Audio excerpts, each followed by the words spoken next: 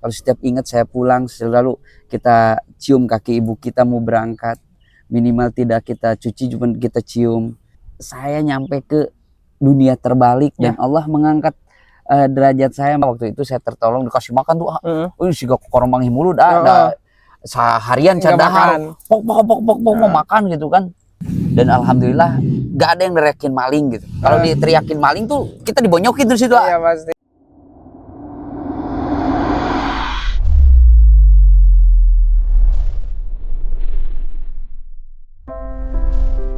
Assalamualaikum warahmatullahi wabarakatuh. Sampurasun pemirsa Gema TV. Alhamdulillah. Selamat datang di channel YouTube Gema TV. Semoga keberkahan menyertai kalian semua. Oke, saya masih di sini nih, Cianjur. Jadi pengen ketemu sama sahabat saya, seorang komedian, seorang aktor. Jadi sekitar 5 tahun yang lalu saya tuh kenal beliau tuh dari Facebook ya teman-teman. Jadi kayak saya lagi live di Facebook, terus tukeran nomor WhatsApp, sampai sekarang terjalinlah silaturahmi. Namanya Kang Ucuy Cihuy ya. Jadi beliau adalah seorang aktor di sinetron Dunia Terbalik di RCTI. Nah, ini rumahnya. Jadi saya udah janjian sama beliau. Assalamualaikum. Waalaikumsalam. Waalaikumsalam. Nah, Ucuy. Sehat. Alhamdulillah, ini dia teman-teman. Kang Ucuy Cihuy, coba ini dipakai dulu Kang Ucuy biar ada suara-suaranya menggema gitu. Sebelum ngobrol coba ikonik Kang Ucuy itu seriusnya apa? Iya teh keheula ya. Lamun ngobrol asa ngimpi itu dah. Ulang ngobrol kata Lamun abi jeung jalan cilok. Kan sering si Pedro. Heeh, betul. Si Pedro mandagang cilok. Mun abi mandagang cilok. Lamun si Pedro nyanyina kieu sirop bos idoi resep ceima sirop juara sirop manis gitu. Pedro abi jalan ke cilok cilok dicilokan cilok Cihuy mah 500-an itu makin enggak itu pakai makin enggak 500-an Alhamdulillah teman-teman, saya bisa ketemu sama Kang Ucuy. Kang Ucuy, ini rumah Kang Ucuy. Ya, ayo lu kali ya udah jangan di sini yuk, bisa nggak dengan tetangga pokoknya. Ada tempat nggak yang kita bisa ngobrol enjoy gitu? Susana, orang ngaprak lah. Ayo deh, aya tempat nu. Oke, boleh lah. Nu ieu. Oke, jadi Kang Ucuy udah tinggal berapa lama di sini? Baru 5 bulan jadi anak komplek. Oh gitu? Awal-awalnya di mana? Awal nama dulu ngontrak di Jakarta. Waktu masih syuting Dunia Terbalik kan? Iya. Masih ngontrak di Jakarta. Terus akhirnya Dunia Terbalik, innalillahi wa inna ilaihi raji'un. Dibalik lah gitu, tijungkol. Tutup usia. Jadi nggak ada ditulisin lagi. Tidak ditulisin lagi. Ada waktu itu bingung, sempet dapat 1 judul sinetron. Tapi ya namanya juga masih merintis ya. Iya. Belum sehebat orang-orang lain, masih belajar di dunia sinetronnya. Akhirnya untuk memutuskan untuk menghemat biaya hidup jadi akhirnya teh pulang ke Cianjur. Pulang kampung lah intinya gitu pulang ke Cianjur, akhirnya ngambil rumah di sini. Berarti di mana nih kita kita ke nyari tempat arah sana, ke arah mana? Jalannya ini nih balad saya dia yang tahu nih. Masih ada Roy. Nah, kita kesini aja. Ini masih sawah-sawah ya? Masih sawah-sawah. Nah, tahu nggak? Gimana? Dede Inon? Hah? Dede Inon ini tempat kontennya beliau. Oh, dulu bukan dulu waktu pulang dari Garut dia konten di sini nih. Nah, ini sawah. Itu semua tuh tempat lapaknya Dede Inon. Ini semuanya kekuasaannya Dede Inon. Wah, ya Dede, ya kekuasaan Dede. Kekuasaan Dede Inon ini. Nah, ini kayaknya enak kan nih, Kang Ucuy. Wih, mantep. Nah, teman-teman, alhamdulillah sekarang kita udah nemuin tempat ya Kang Ucuy ya, biar enak nih ngobrol-ngobrolnya. Ayam, alam, suasana. Karena saya perlu banyak belajar. Pertama itu, yang kedua pengen tahu dong kisah Kang Ucuy ini bisa menjadi seorang artis dari Jawa Barat lah, istilah katanya mengharumkan nama wilayah juga daerah, lalu bisa menjadi artis nasional yang bisa ketemu banyak para artis lainnya. Nih saya mau dari awal dulu dong, ceritain Kang Ucul nih dari kampung. Bisa bagaimana sih bisa menjadi seorang pemeran di sinetron Dunia Terbalik? Di sinetron Dunia Terbalik. Awal-awalnya. Jadi pengalamannya sangat luar biasa. Ya kalau diceritain mah 2 hari 2 malam kayaknya ya. Tapi Iya. kita Pokoknya ceritain aja semua lah, Cok. Yang perlu diceritain 2 sampai 2 malam jadi nah, pokoknya ceritain yang menurut Kang Ucul harus diceritain, yang enggak pun enggak apa-apa. Iya, enggak apa-apa. Ini sangat luar biasa ya. Sebelumnya terima kasih nih Abilal Sami-sami, Kang sudah datang ke kampung, ke rumah Encoy walaupun tidak dijamu. Ini yang sangat luar biasa pengalaman saya. Background saya dulu, saya terlahir dari seorang keluarga petani, yang dimana saya baru borojogin setiap ngarit ibaratnya. Iya. Karena sudah tradisi. Gitu sudah tradisi ya di kampung, cuman itu yang bisa dikerjakan, berkebun, bertani. Saya terlahir dari seorang petani, yang rumah itu sampai detik ini rumah bapak saya ke SD 1 jam, ke tetangga bisa sekitar menempuh perjalanan 20 menit. Walah. Sampai detik ini orang tua saya masih tinggal di sana karena udah betah di sana mungkin ya. Bukan saya nggak mau bawa, dia nggak betah. Orangnya kalau orang tua begitu ya, kalau udah betah di situ udah betah di situ. Iya betul. Dan orang tua tuh punya prinsip nggak mau ngerepotin anak. Betul, mungkin tempatnya udah bersejarah ya kan. Nah di tahun 2009, nah awalnya saya keluar dari kampung tuh mulai dari dagang cilok. Ini ceritain nggak yang waktu saya pertama tahu Jakarta? Iya boleh lah ceritain. Yang pertama tahu Jakarta saya dijual orang. Dijual orang. Kenapa saya bilang dijual orang? Karena waktu itu saya balik ngarit Kak di Jakarta, di Lemur itu kan menuju balik ngarit waktu itu. Tiba-tiba ada seorang bapak-bapak setengah baya menawarkan saya untuk kerja di Jakarta. Dan akhirnya saya nanya kerja apa, katanya kerja di toko. Dan gajinya waktu itu lumayan 600.000 waktu itu. Dulu tahun berapa tuh kira-kira? Aduh saya lupa tahunnya. Saya tuh suka lupa tahun. Nah, terus ada yang unik, saya tanggal lahir aja saya nggak tahu sampai sekarang. Bapak saya karena lupa. Saya di KTP ngarang nggak? KTP saya sekarang tanggal 8 bulan 8 1988 itu ngarang ya. Sumpah ngarang nggak? Ya karena bapak saya lupa ya tahu. Dan akhirnya saya ikut ke Jakarta. Ternyata saya waktu itu mungkin bisa dibilang perdagangan manusia ya, mungkin bisa ya, karena saya tertipu. Awalnya mau dimasukin kerja, ternyata dimasukin ke sebuah yayasan penampung tenaga kerja rumah tangga, dan dia itu udah mendapatkan uang dari per kepala sekian, dia pulang dan menipu kan, menipu kan. Kalau jujur mah gak apa-apa sebenarnya ya kan, karena tempatnya juga legal juga. Dan akhirnya waktu itu saya dimasukkan ke sebuah restoran yang punten ya, mungkin jauh dengan cocok buat saya. Dan di situ saya pertama tahu Jakarta, dan di situ saya kerja pertama masuk kerja, anjir, yo restoran ibadah amat gitunya, menyediakan sekolahan non muslim gitu kan. Terus saya nanya nih, ini daging apa ya? Kata itu dimakan? Iya nanya dulu. Oh nanya dulu. Kata mereka ini daging sapi deh, kata si encinya. Hari makanlah gitu kan, enak dagingnya kan. Udah 4 hari kerja di situ, singkat cerita datanglah yang ngirim daging, turunin daging, supirnya kayak yang jijik gitu, terus nanya, Pak ini daging apa? Ini daging babi deh. Saya nangis saya nangis ya Allah, aing teh ada daging bagong, saya makan daging babi ini, wah ini gak bener ini. Saya nangisnya, nangis terus. Saya mah pengen pulang kalau gini caranya. Saya minta ikut tuh sama si supir, Pak ikut aja saya dari sini, turunin di mana nggak apa-apa. Nggak bisa katanya gitu kan. Saya nggak mau ada masalah. Saya soalnya ini langganan nganterin daging. Oh iya Pak. Akhirnya saya nangis hampir seharian tuh. Tapi tiba-tiba saya masih ingat hari Sabtu, hari Kamis atau hari Sabtu, pokoknya datanglah seorang anak kecil sepantaran saya, dan saya kenalan, nama siapa? Deden katanya gitu.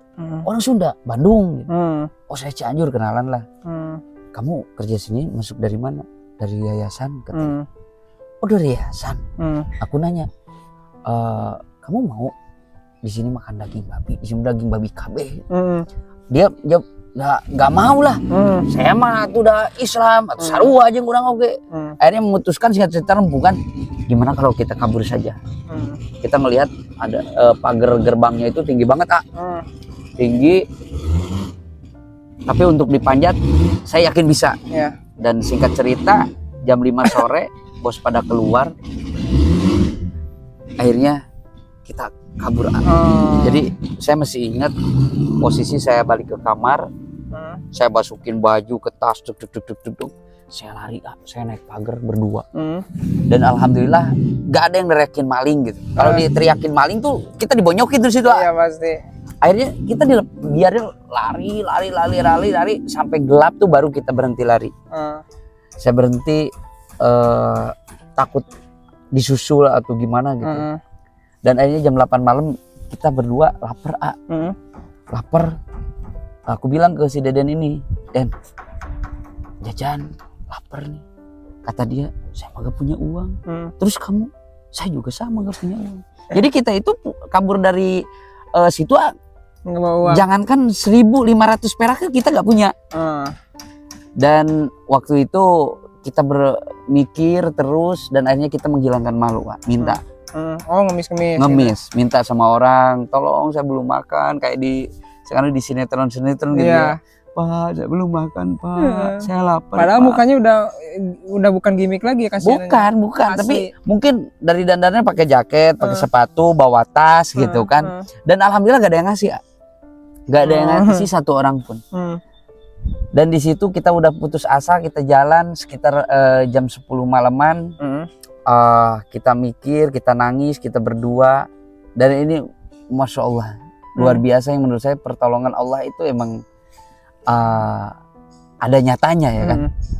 Dan saya waktu itu alamin, si Deden ini nggak tahu nih, Deden ini kamu di mana nih, mungkin kalau nonton podcast ini kita ketemu. Ya mudah-mudahan tuh Deden ngobrol nih.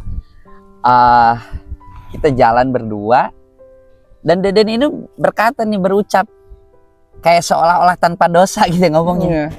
Sep, kita makan masih kecil nih, kita mah dosanya belum banyak. Ku Allah ge masih ditang tayungan urang mah sugan we mang hiduit. Itu can ge kering lah lidah. Ngobrol habis bicara gitu. 5 langkah kita nemu uang 20.000 yang gambar bapak-bapak lagi ngegambar tuh, lagi ngajar tuh. Ya ada gambar cengkehnya tuh. Itu diambil. Itu langsung diambil. Langsung kita lihat-lihat mobil, ada jurusan Kampung Rambutan yang kita tahu. Naik ke Kampung Rambutan, das. Di Kampung Rambutan jajan waktu itu masih ada tuh, sekarang udah gak ada tuh minuman yang perutang tuh. Tuh ada tuh. Terus beli gorengan. Akhirnya kita bisa makan bisa makan gorengan, bisa minum perutang. Akhirnya keganjil tuh. Sisa 4.000. Ini kita ngikir nih, ke Cianjur gak nyampe lagi ke Bandung. Kita mikir lagi di situ dan akhirnya kita nangis lagi di situ. Nangis lagi, dan beberapa selang kemudian dia ternyata sadar bahwa sebelum kerja ke yayasan itu, ke restoran, pernah kerja di bangunan. Dan akhirnya kita ke situ, ke bangunan di Pondok Indah, uang 4.000 cukup tuh. Akhirnya di situ ternyata masih ada uaknya, masih ada mamangnya. Dan alhamdulillah waktu itu saya tertolong, dikasih makan tuh. Si koromang himulu dah seharian cadahar. Pok mau makan gitu kan. Akhirnya saya ngelamar di situ nggak diterima, dan akhirnya saya ditolongin sama mamangnya Deden ini, lagi kerja di bangunan. Masya Allah luar biasa nolongin saya. Waktu itu tas gendong saya punya kakak saya dibeli 25.000, terus 35.000, terus saya bisa pulang ke kampung. Itu cerita pertama saya tahu Jakarta. Dari Cianjur. Jangankan waktu itu kota Cianjur, kota Jakarta, Cianjur sendiri pun saya belum pernah. Karena ya tadi itu, jadi diambil sama orang. Diambil sama orang, dibawa dijual gitu, ibarat kata. Berarti itu pertama awal tahu Jakarta. Nah, kalau misalkan Kang Ucuy bisa terjun di dunia acting atau ini gimana nih? Kita ceritain singkat-singkatnya dulu. Dari situ saya pernah jualan cilok, jualan cilok waktu cilok masih cepean di Tatanggung, nggak SD. Terus saya pernah jualan bakso goreng di daerah Serang. terus jualan somai di Serang, terus kuli macul di daerah Cipanas, di perkebunan, kuli bangunan di daerah Cilengsi, Cibubur, terus pernah di Tanjung Priuk jualan bakso, terus pernah jualan ke SD kayak es serut, kayak dodo rambut, kayak mie lidi. Banyak sekali pengalamannya. Terus pokoknya yang ke SD jajanan ke SD saya udah pernah alamin. Nah akhirnya pada tahun 2000 berapa saya lupa tahunnya, pokoknya mas saya itu ada yang ngajakin kerja di ruko, di ruko di Sukabumi. Di Gekprong perbatasan Cianjur Sukabumi, akhirnya kerja di ruko sekitaran beberapa tahun lah. Nah singkat cerita, dari Cianjur itu ada sebuah agensi yang untuk membawa sebuah figuran atau actors yang buat pangrame di sinetron di Cianjur waktu itu. Nah kebetulan anak dari bos saya di ruko ikutlah ke sana. Dia ngajakin saya, Sep, milu moal ke Jakarta, milu syuting. Oh syuting naon? Waktu itu ada sinetron, waktu masih TPI, sinetron namanya Mamat Pasar Jangkrik, artisnya Oni SOS, Kang Oni. Saya izinlah ke bos, dibolehin. Kata teman saya ini, anak bos saya, kalau misalkan kita bisa acting nanti bisa kepilih bisa jadi artis, katanya begitu. Dan akhirnya saya pulang kampung. Saya izin sama bapak, Pak saya mau ke Jakarta. Rek naon pan geus gawe mana teh cenah di ruko ngeunah-ngeunah cenah menang gaji si trek neangan kumaha deui cenah sok atuh maneh teh da geus gede cenah si teh cenah sing bener pagawean namanya kolot ya. Gak mau anaknya gini-gini. Akhirnya saya bilang, Pak saya cita-cita pengen jadi artis Pak. Bapak saya melotot, Arisia, ngimpi saya teh jadi artis. Saya teh anak aing teh tukang macul, cek si bapak teh. Tapi aku bisa jadi artis. Saya mah bilangnya doakeun we Pak. Dan ya saya izin, saya pergi ke Jakarta. Dan waktu itu sudah di Jakarta, orang lain mah cuman 1 hari 2 hari udah pulang. Saya sampai 6 bulan. Wah, 6 bulan. Saya nyampe ke lokasi. Kadang diajak syuting, kadang mah henteu. Akhirnya saya pingin bisa makan tuh saya pijitin orang. Sampailah Kang Oni SOS saya pijitin, dikasih lah buat beli rokok ya kan.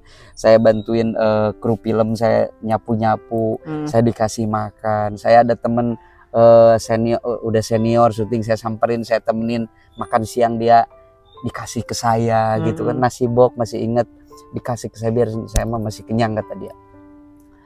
Udah berjalan sampai saya kenal sama seniman-seniman dangdut di Depok. Berjalan saya pernah yang namanya ikutan audisi komedi ya. Sampai saking pengen lucunya saya dikerok kepala, ngerok sendiri rambut ditaruh di sini. Terus ya Allah, rambut cuman segini. Saya ke pangkas rambut botak pelontos. Situnya nggak berani karena ada sedikit borok-borok kayak ketombe yang agak kalau dikerok teh gini berdarah. Oh nggak bisa ya udah dikerok aja, kerok biasa. Saya beli ini, saya gini ini, tes ada darah ke sini, tes netes, perih saya tahan. Cuman ingin terlihat lucu, ya Allah. di panggung gitu. Sampai pernah audisi stand up komedi di Kompas, Suci apa Suca ya, Suci 2 ya kalau nggak salah. Di situ di Kompas. Ada berjalan sampai 6 bulan, saya nyerah. Kumaha deh ya, balik deh kalau murah.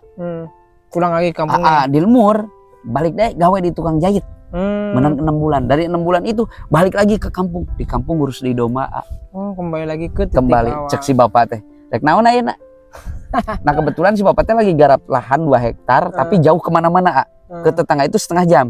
Di situ bapak ada saung gede. Saya bilang gini, Pak, ini saung saya inap di sini. Terus di sini bikin kandang kambing. Akhirnya bapak bikin kandang kambing. Bikin kandang kambingnya gak ada. Akhirnya maro. Jadi melihara orang ada punya nenek, punya uak, saya ambil Jadi selama 1 tahun saya nyabit rumput, hampir saya jatuh cinta sama kambing. Oh, set. Ah, Untung kita kawin yang kambing ya. Tapi itu gimana bisa melupain, kan kau cuy udah biasa nih di kayak hidup di glamor di kota bertemu artis, tapi bisa menyesuaikan harus 1 tahun stay di kampung dengan jauh gitu, kumaha eta karena perasaan? mungkin keputusasaan ya dari perjuangan yang 6 bulan Jadi tidak udah ada. kayak nggak ada harapan gitu. Udah balik lagi lah kalau mau. Mm-mm. Nah setelah di kampung 1 tahun, tiba-tiba ada teman saya yang udah dapat peran gitu Iya. ya. Waktu itu dia di Sri Mulat Junior orang Solo, Mm-mm. SMS lah ke saya. Mm-mm. Titit titit. Karena dulu masih zaman SMS nih, belum ada. HP Nokia Ya, radioan lah. Iya betul. Asal keren lah pokoknya begitu ada. Keren. Titit titit gitu kan. Oke. Sep di mana? Di kampung. Mm-mm. Kenapa harus di kampung terus? Kembali lagi dong ke entertain. Siapa tuh ada rezekinya bareng saya. Kebetulan saya punya usaha yang namanya batik. Kata dia, kita dagang batik. Kalau nggak ada dagang, kita casting, kita syuting kalau ada syuting. Akhirnya saya dengan memberanikan diri ngobrol lagi madep Bapak. lagi ke bapak. Pak, dah saya teh jenuh atuh Pak, di lembur wae. Orang ke Jakarta lagi ya Pak ya. Ari maneh rek ka mana deui? Nyarek ka syuting deui yang jadi artis. Eta ngimpi diteruskeun keneh cek si bapak. Dan akhirnya waktu itu si domba ini kan maro nih ya. Iya. Dikembaliin sama yang punya. Dan alhasil 1 tahun itu saya kebagian 3 ekor. Dijual lah, dibagi duitnya nih buat bapak, nih buat ongkos saya ke rumah. Ke Jakarta. Saya berangkat lagi ke Jakarta. Dan di situ saya jalani, saya pulang tuh paling ini 5 bulan lah, 5 bulan sekali pulang. Di situ saya kerja sama dia 8 bulan. Kok begini-begini aja nih? Kan saya pengen syuting. Tapi di suatu saat dia ada syuting waktu itu di SCTV. Syuting lah saya nganter. Pemainnya ada salah satu pemain Awas Ada Sule. Pak Uci, Kang Uci RT yang suka bawa papan catur itu. Ketemulah beliau, saya deketin beliau, saya pijitin tuh pertamanya dia lagi yang saya gini. Duh ngeunah aja pijitin tuh Jang. Itu Pak RT nya abi mah SKSD wae karena mencetan. Nya nu di Awas Ada Sule nya Ujang timna Cianjur, cerita lah ngobrol sama beliau. Beliau welcome, ngobrol saya beraniin minta nomor handphone beliau, dan akhirnya saya dikasih nomor handphone beliau. Saya balik lagi kerja. Di suatu saat titik jenuh saya kerja di situ, saya SMS. Saya bilang begini, Pak, saya pengen belajar seni Pak. Saya bagaimanapun saya belum pernah belajar gitu kan, apalagi di seni Sunda. Saya pengen ikut Bapak. Cek si Bapak, udah saya mah tidak bisa gaji orang, cenah apalagi ngasistenin kan kudu digaji. Saya bilang begini, Pak, saya gak minta gaji Pak. Saya mah kasih makan aja cukup. Yang penting saya bisa hidup, saya bisa belajar sama Bapak. Kata beliau, nyesok atuh hari gitu. Datanglah ke lokasi syuting beliau. Ikutlah beliau. Sekitaran mau 2 tahun. Di Cimahi saya dikenalkan sama Kang Sule, para seniman-seniman Bandung. Saya ikut beliau manggung, caranya di panggung bagaimana gini. Nah, terus setelah hampir mau 2 tahun, saya di situ udah merasa cukup nih. Saya harus kembali lagi ke Jakarta. Dan akhirnya saya pamit sama beliau. Pak, saya mau turun gunung nih. Guru telah cara ya mau guru gitu ya. Betul. Kata beliau, mau kemana? Jakarta Pak. Oh silahkan. Cuman nitip omat di Bapak namanya. Bapak tidak bisa memberi apa-apa. Omat jaga silaturahmi. Sahur si Bapak. Dan akhirnya berangkatlah ke Jakarta. Di Jakarta belum punya siapa-siapa, bingung lagi tuh. Bingung lagi. Ayo bingung. Ayo bingung. Adalah waktu itu ada Densul Sule KW, dia KW-nya Kang Sule. Dia udah waktu itu lagi syuting juga berkat Kang Sule ya kan. Akhirnya nemenin dia dulu 3 bulan. Keluar dari situ. Nah, disitulah saya mempunyai banyak ilmu tentang acting. Jadi saya ngelamar kerja di PU, pembantu umum, tukang ninyuh kopi, melayani orang sekitar kadang-kadang 30-40 yang saya harus, karena saya di bagian konsumsi. Jadi saya nyediain makan, artis yang teriak minta kopi saya bikinin, kru yang kope saya bikinin. Disitulah saya merasa kan di dunia acting yang mahal itu sekolah acting ya, apalagi ke IKJ untuk sekolah kuliah di peraktingan itu sangat mahal. Nah saya gimana caranya pengen bisa tapi tidak mengeluarkan biaya gitu ya. Dan akhirnya saya belajar di situ di lapangan, otodidak, ilmu nyakcak lah mencekolotnya. Saya setiap habis bikin kopi, saya diam di monitor pinggir sutradara, saya ngeliatin oh yang lagi acting gini. Saya giniin, dan akhirnya sutradara itu yang saya udah anggap guru besar saya di acting, beliau ngomong, kamu pengen jadi artis? Ya Pak, saya pengen belajar. Dari situlah beliau ngasih saya satu peran, dua peran, satu adegan jadi copet, jadi apa, saya diajarin sama dia. Dan akhirnya di situ saya merasa oh yakin nih saya udah bisa nih, ada peluang. Akhirnya casting lah ke sebuah stasiun TV Trans waktu itu, dan saya lolos di situ di bioskop Indonesia. Masih ingat judul pertama Harta Karun Romusa. Saya sebagai peran pembantu utama di situ sama Mas Abun Hadi waktu itu. Syuting lah 1 judul. Kembali lagi jadi kerja lagi jadi PU. Minggu berikutnya saya di calling lagi, saya tinggalin lagi ini, saya syuting lagi gitu. Nah udah di 3 judul, bos saya di PU ini ngomong, mending udah bismillah lo main aja dah, biar gue cari anak buah lain. Gitu. Ada diliran di situ bismillah, saya terjun fokus ke main. Tetapi di saat saya kan waktu itu masih 1 bulan kadang menang sajudul, untuk mengisi kekosongan saya jualan es serut. Jualan es kocok ke SD ke lokasi syuting. Saya pakai motor, saya pakai sengklakan gini, saya jualan. Di saat ada syuting saya syuting, terus saya jalanin. Merasa perjalanan tuh di situ-situ aja, di situ-situ aja kok nggak ada perkembangan. Pada akhirnya saya menemukan orang-orang yang udah hebat, dan salah satunya Kang Ocin, apalagi Kang Uci.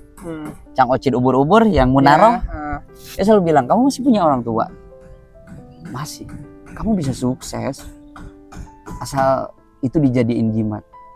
Dan akhirnya waktu itu ketemu lagi seorang guru ya kan, yang udah saya anggap guru.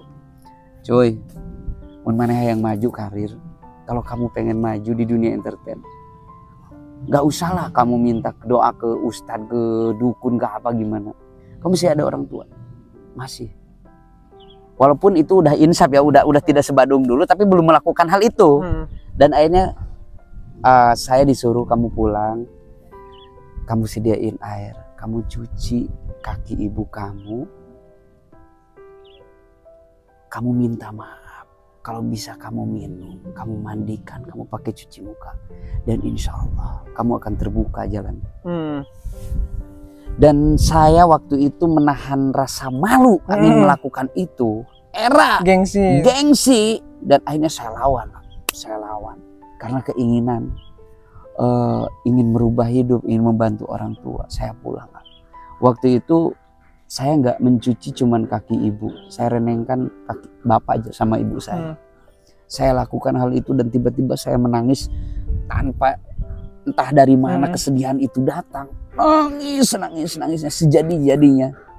Saya cuci kaki ibu, saya minta doa. Saya berangkat lagi ke Jakarta dengan membawa doa. Dan dari situ subhanallah, luar biasa. Keajaiban Allah memberikan sesuatu yang di luar dugaan. Tiba-tiba dapat judul ini, pernah dapat layar lebar sampai syuting di Bali. Dan dari situ saya rutin lakukan. Bukan hanya lebaran ya. Kalau setiap ingat saya pulang selalu kita cium kaki ibu kita mau berangkat. Minimal tidak kita cuci, cuma kita cium. Datang mau pulang. Dan dari situ sampailah ke detik saya nyampe ke dunia terbalik. Dan Allah mengangkat derajat saya dengan ciri khas yang lucu juga ya. Dan orang tua yang sangat luar biasa. Menurut saya mungkin perjuangan saya itu cuman sekian persen. Yang 100% itu perjuangan orang tua saya, mendoakan saya, yang ya itu singkat ceritanya. Wow, luar biasa sekali teman-teman, ini menarik dari Kang Ucuy. Saya sampai fokus mendengarkan setiap cerita dari Kang Ucuy karena ini menarik, banyak ilmu pemahaman, manfaat buat saya tentunya teman-teman. Bahwasanya tidak berhenti berjuang, yakin keyakinan dan tidak stuck di satu zona aja kalau lihat Kang Betul. Ucu. Jangan nyaman Jadi di satu zona. keluar dari zona nyaman. Jadi Kang Ucu ini keluar dari zona nyaman, memberanikan diri. Entah ke depannya seperti apa, yakin aja Allah akan permudah. Nah, yang kedua adalah terhadap orang tua. Ya, kebanyakan kita yang sudah ngerasa sukses malah melupakan orang tua, apalagi yang lupa diri dari kampung. Ya. Jangan sampai kalau kata orang tua, poho kena sarakan, poho kalemah cai, itu. poho purwadaksi. Oke. Bahasa kelat nama. Oke, gini Kang Ucu, sekarang kan udah nggak aktif nih di dunia sinetron. Berarti kesibukan Kang Ucu sehari-hari apa nih? Kesibukan salah satunya juga ada, alhamdulillah ada usaha cilok.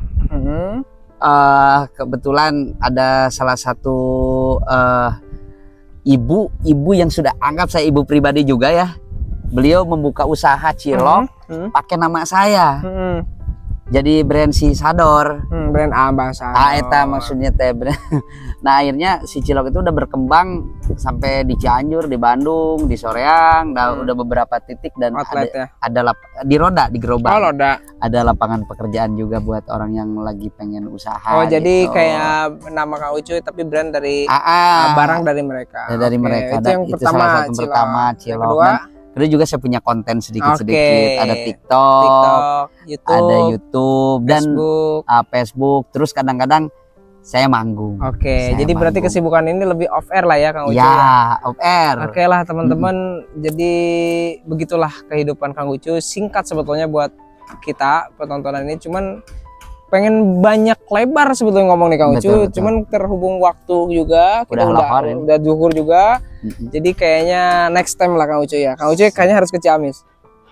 Oh pasti. Insyaallah pasti. Mudah-mudahan banyak kisah yang motivasi lu dong, motivasi buat teman-teman nih Kang Ucu. Pokoknya motivasi dari saya beginilah, gapailah cita-citamu setinggi langit tapi kaki tetap berpijak di bumi. Jangan sampai kita lupa diri, purwadaksi, dari mana kita asal, kemana kita akan kembali. Dan satu, jika rezekimu ingin seperti para raja, maka rajakanlah kedua orang tua. Walaupun kita tidak bisa memberikan harta, minimal kita tidak merudatkan lah. Minimal orang tua tidak mau dikasih apa-apa, sebenarnya tidak mau diberi harta banyak. Cukup kurang bener. Orang tua sudah jadi bahagia. Orang baik, udah. Jadi orang baik, orang tua sudah bahagia. Apalagi kita memberikan sesuatu, kita bahagiakan orang tua. Insya Allah rezeki akan dikasih Allah Subhanahu Wa Taala yang berlipatkan. Amin. Masya Allah, tetaplah belajar menjadi orang baik agar hidup kita berakhir baik. Kang Ucu, terima kasih. Sami-sami. Ya teman-teman, assalamualaikum warahmatullahi wabarakatuh.